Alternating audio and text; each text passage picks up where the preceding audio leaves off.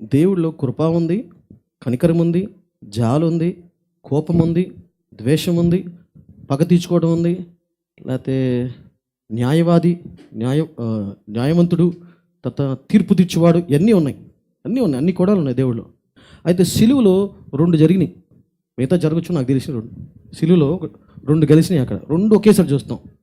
కృప చూస్తాం, తీర్పు చూస్తాం. అయింది సిలువలో మాత్రం తీర్పు, దేవుడి తీర్పు. ఎందుకంటే పాపం ఆయన సహించలేడు.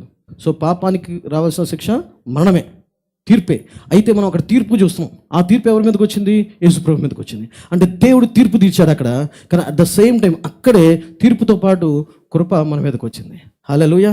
తీర్పు యేసుప్రభు మీదకి వెళ్ళింది, కృప మన మీదకి వచ్చింది. అందుకని దేవుడు ఏదో మామూలుగా కాదు, క్షమించేశాడని కాదు. ఆయనకు ఒక లెక్క ఉంది. తీర్పు తీర్పే, కృప కృపే.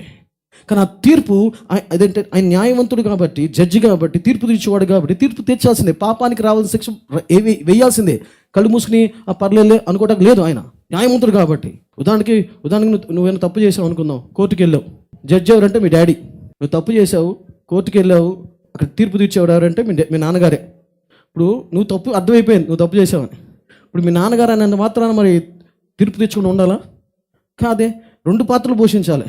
నిన్ను ప్రేమించాలి, కృప చూపించాలి, నీ మీద కనికరం చూపించాలి. అట్ ద సేమ్ టైం ఆయన తీర్పు కాబట్టి, న్యాయవాది కాబట్టి, జడ్జి కాబట్టి జడ్జిమెంటు ఇవ్వాలి.